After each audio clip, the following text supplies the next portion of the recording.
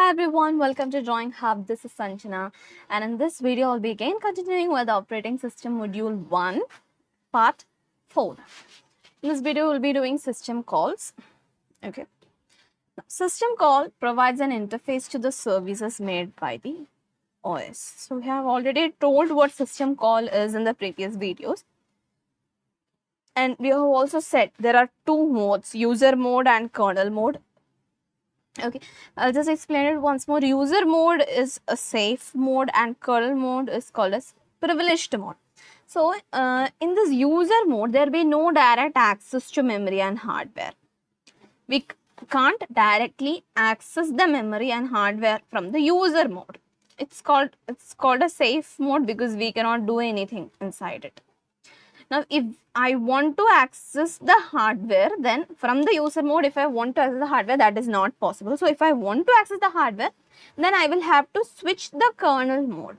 And that switching is what I call as context switching. And usually, most of the programs are in user mode. Okay.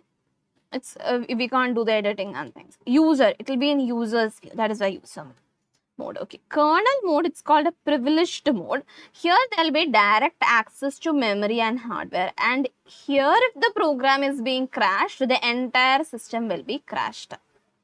System call user program communicates with the operating system and requests services from it by making system call. So this is a definition for system call if you want. So I have a user program, and this user program will, there is a user program. This is my operating system. This is the user program. The user program will communicate with the operating system and request services. And how is that being done? By making system calls. Okay. Just to memorize the definition properly. User program communicates with the operating system and requests services from it by making system calls. See, kernel mode, that comes inside because this is a privileged mode. Kernel mode is a privileged mode, and here outside user mode. So users can access over here, but if it needs to get inside here, they need to switch to kernel mode, and that switching, what do we call that switching? That is called as context switching. Keep that in mind. Now, system calls, they are usually written in a high-level language, that is, it can be in C, C++ format, and it also provides an interface between the running program and the operating system. Now, system call, once again, it is a request made by any arbitrary program to the kernel for performing tasks in which the program does not have required permission to execute on its own flow of execution. Now, system call causes the processors to change mode to supervisor mode or protected mode. Okay. Now, I have an example for system. System call sequence for writing a simple program to read data. I need to read data from one file and copy them to another file. So, this is an example of system call sequence. I have to write a simple program. All I have to do is I have to read data from one file. I have a file. I have to read data from here. Then, okay, I read it. Then I need to copy it to another file. That's what is done. I have a source file over here. I need to read data from here and I need to copy it to the destination file. Okay. What are the steps? How do I do that? Acquire input file name. So, I need to get the input file name. Then I want to write prompt to screen and then accept the input. First 3 steps done. Okay, we will see what next. Then I want the output file name. This is my input file name. This is my output file name. So, first I acquired the input file name. I have done the prompt to the screen. Then I have accepted the input. Now, I need to get the output file name. Acquire output file name. Again write prompt to screen. Then accept input. Here also have to accept the input. Now I need to open the input file. I have to open this file. This is my input file. I have to open it. And if it is not being opened, if the file doesn't exist, then I have to abort. These are the steps on how to write it. Okay, different steps are there. Okay, again, same things are only written. Acquire input file name, write prompt to screen, accept input, acquire output file name, write prompt to screen, accept input, open the input file. If the file doesn't exist, abort. Next step, what I have to do? Create output file. I have created an output file. If file exists, abort. Okay, if the file already exists, abort. Then loop. Loop means what will happen? It will again come over here and I have to create another output file. If the file exists, abort. Otherwise, it will come out of the loop. Then I will read from the input file. I will write it to the output file until read fails. Until read fails. Okay, I'll input everything, whatever is there inside the input file. I'll read it and I'll write it to the output file. Then I will close the output file. I will close the output file. Write completion message to screen and then I have to terminate it normally. These are the steps. Sequence, system call sequence. Now, how are system calls used? Writing a simple program to read data from one file and copy them to another file. Here, only thing that I have done here is I have read data from one file, I have copied it to another file. The first input that the program will need is the name of two files. Okay, what all did we need? I need the name of the input file and the name of the output file. I'm just explaining it to you. Then in an interactive system, it requires a sequence of system calls. Same things which we have done, which we have looked before, which I have told here in the example. I'm explaining it in much more detailed way. Okay, first to write a prompting message on the screen and then to read from the to make it much more interactive, I have asked for a prompt message on the screen, then to read from the keyboard the characters that define the two files. Now, once the two file names have been obtained, I will have to open the input file from the memory. I have got the two file names. Now, I have to open the input file from the memory and then I will have to create the output file. Now, each of these operations require another system call. Possible error conditions for each operation can require additional system call. Now, in case if already there is an output file with the same name, I will have to abort it. Then delete the existing file or delete the existing file, we can use another system call, and then create new one. That is why you can see the loop over here. If already the output file exists, I have to exit, abort, and then loop. I'm sorry, not over there. This one. Create output file over here. This one, right? Now, when both files are set up, we enter a loop. Read from the input file a system call, write to the output file. I'll read from the input file, then I'll write that to the output file. Now, each read and write must return status information regarding various possible error conditions.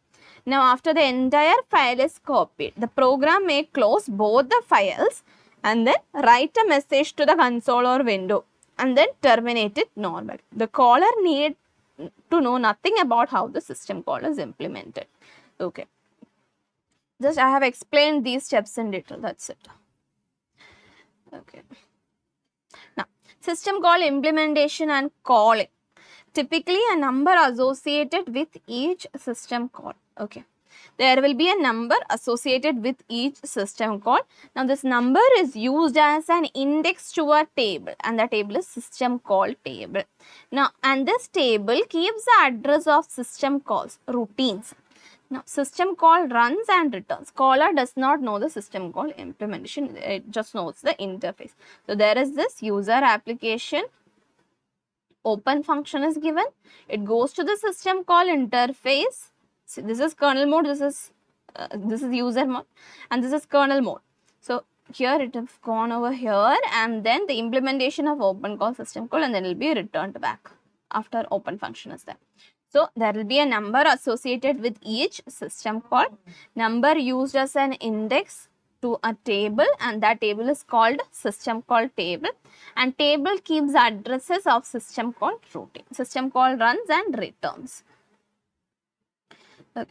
Now, system calls types, okay, where all, in which all areas it was. I have process control, file manipulation, device manipulation, information maintenance, communication, protection.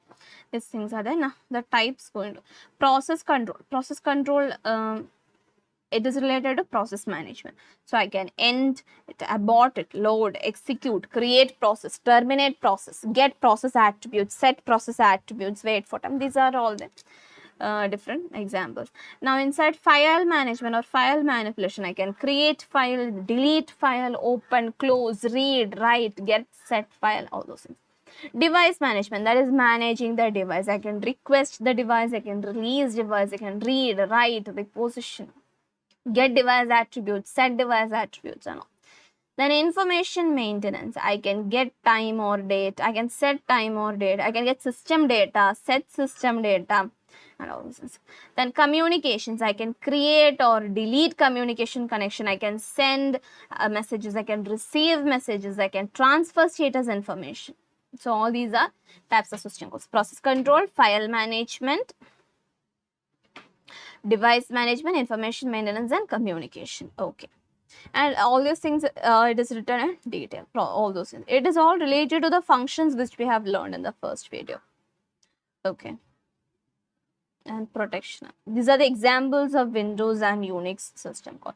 A process for process control, for file manipulation, device manipulation, information maintenance, communication, protection. For Windows and Unix, both are given over here, okay? Then operating system structures. I have 4 structures. Simple structured, layered structures, layered systems, microkernels and modular. System structure, it is also called as monolithic systems, okay? A common approach in large and complex system is to partition the task into small components or modules. First, we have a monolithic, simple structure. Simple, okay, it have to be simple. It does not have any well-defined structure. That is simple structure. Many operating systems do not have well-defined structures. Frequently, such systems started as, okay, it is small, it is simple, and it have limited system, and then grew beyond their original scope. So MS-DOS is an example of a simple structure. It was written to provide the most functionality in the least space, so it was not carefully divided into modules. So it was written in a simple way. Now this is a layered structure of MS-DOS. There is an application program, there is a resident system program, MS-DOS device drivers and ROM BIOS device drivers. See, they all are connected. Application program is connected to resident system program, and resident system program is connected to MS-DOS device drivers, and MS-DOS device driver is connected to ROM BIOS device drivers, and they are all are connected to ROM BIOS device drivers. Now, what are the disadvantages means? If you are taking MS-DOS, then the interfaces and level of functionality, they are not well separated. For instance, if you are taking application programs are able to access the basic IO routines to write directly to the display and disk drivers. Okay. So, in such freedom, what will happen? It will be, MS-DOS will be vulnerable to malicious program. So, it can cause the entire system to crash when user program fail. And also, there is no dual mode and no hardware protection inside. So, this is some of the disadvantages of this simple program. Now, in monolithic Unix, like MS-DOS only, Unix was also was limited by hardware functionality. Again, it consists of 2 parts, separable parts, kernel and system program. Kernel is further separated into a series of interfaces and device drivers. Okay, inside kernel, we have interfaces and device drivers which have been added and expanded over the years as Unix happens. So, during the evolution process of Unix, many things have been added, many things have been expanded. But traditional Unix operating system layered to some extent. This is a traditional Unix system structure. Just memorize it, you don't have to learn about it. Then layered operating system before that.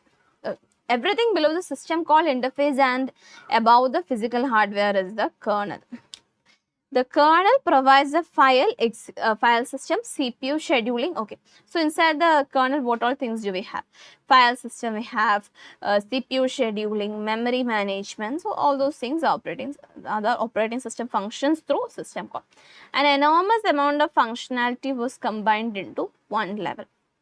So this monolithic structure was very difficult to implement and maintain, and it had a distinct performance advantage.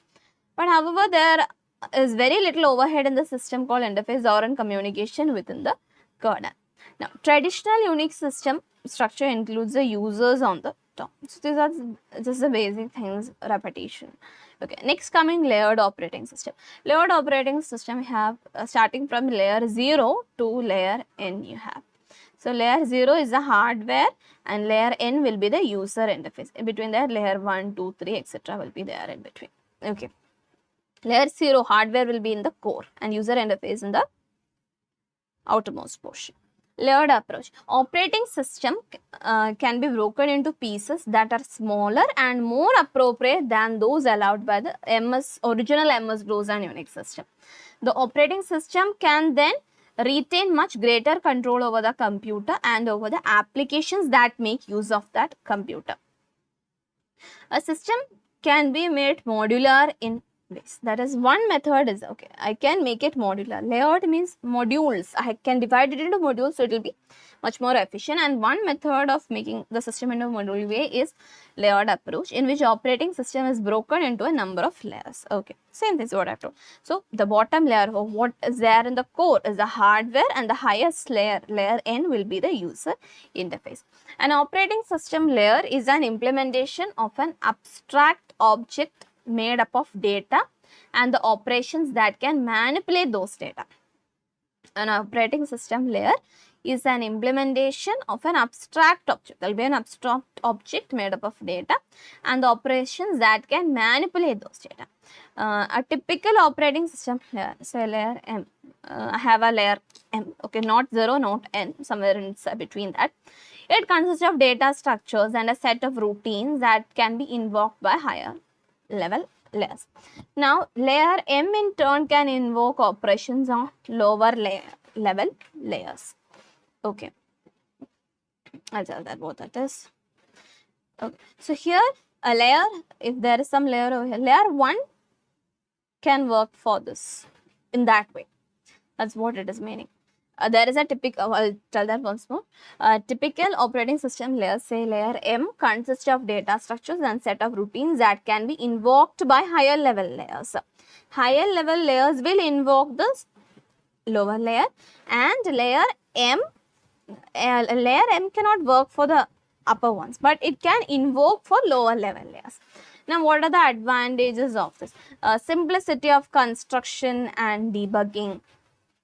Then layers are selected so that each uses functions and services only for lower level layers, and simplifies debugging and system verification. So these are some of the advantages, and these advantages are given in a detailed manner for simplicity of construction and debugging. We can understand from the words itself, right? Now, disadvantages, it is difficult to appropriately define various layers for the layered approach. Because the layer can use only lower level layers, careful planning is necessary. For example, the device driver for the backing store must be at a lower level than the memory management routine, because memory management requires the ability to use a backing store, and it is less efficient than the other type. And at each layer, the parameters may be modified, data may need to be passed, and so on.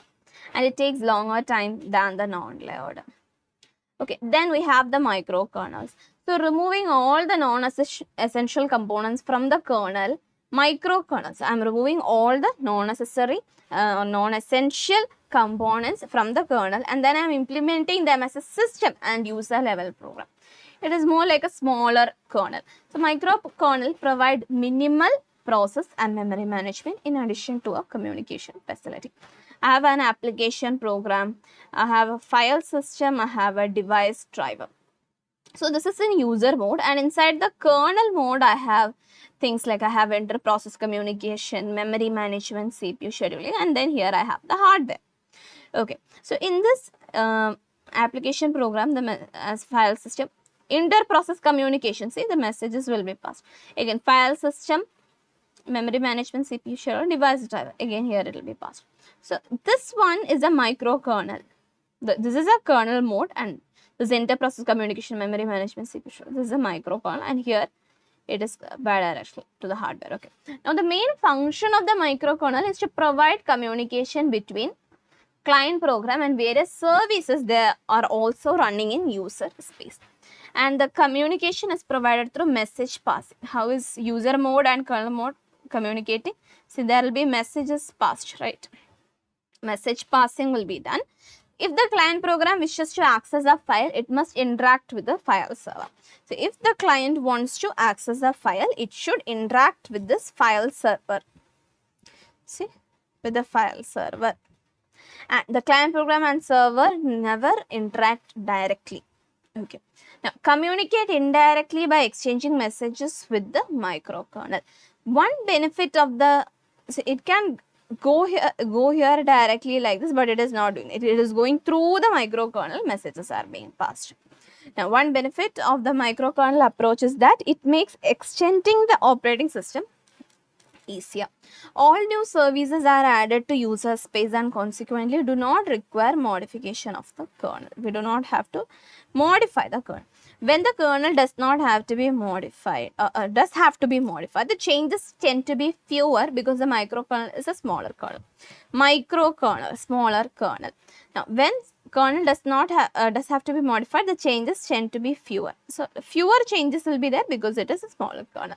And the resulting operating system is easier to port from one hardware design to another.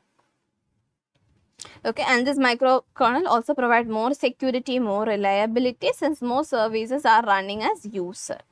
And in case if a service fails, the rest of the operating system will also remain untouched. Now, benefits of microkernel structure: it is easy to extend a microkernel, it is easy to port the operating system to new architecture, reliable, secure. And what are the drawbacks? Perform overhead of user space to kernel space communication. Then modular approach means best current methodology for operating system design involves a loadable kernel modules, more like layered. Now, kernels have a set of core components and links in additional services via modules, either at boot time or during runtime. And linking services dynamically is preferred to adding new features directly to the kernel. So, I'll be linking services dynamically for adding new features. If you tell like that, you won't understand. We'll go to the fix. See, there is, in case of Solaris kernel, say I have a core kernel, and then I'll have different features, and I can just implement the link. I can just connect it with the links. See, again, I have features, I can connect it with link. So, scheduling classes, file systems, loadable system calls, executable formats, stream modules. So, if I want to, in case if I want to say I am having miscellaneous modules and I am having a link with it. Now, say I just want to remove that feature. What should I do? I can just remove the link, and then that will not be there inside it anymore, right? So, that is one example. That's one way to make it easier for you to understand. So, linking services dynamically is preferable to adding new features directly to the kernel, which would require compiling the kernel every time a change was made. We might build CPU scheduling and memory management algorithms directly into the kernel and then support for different file systems. Now, the advantages is that we do not have to build the entire kernel in order to make any changes to a module. Okay, and it saves time and spares us from running into issues loading our base kernel itself. And also it helps us save memory as we only load them when we need to use them. Now, disadvantage is that it incurs fragmentation penalty due to insertion and deletion of kernel module. It's going module wise, which in turn has a minor impact on the performance. Might be okay. These are just examples for the Solaris one, as I've told you before. Then we also have hybrid system. So, hybrid system means in some operating system, different structures will be combined. So that's when we get hybrid system. See, Linux and Solaris are monolithic because having the operating system in a single address space provide very efficient performance.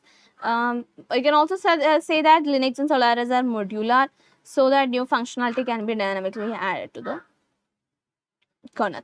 Now, one example of hybrid system, we have Apple Mac OS X operating system and the prominent mobile operating systems like iOS and Android and all.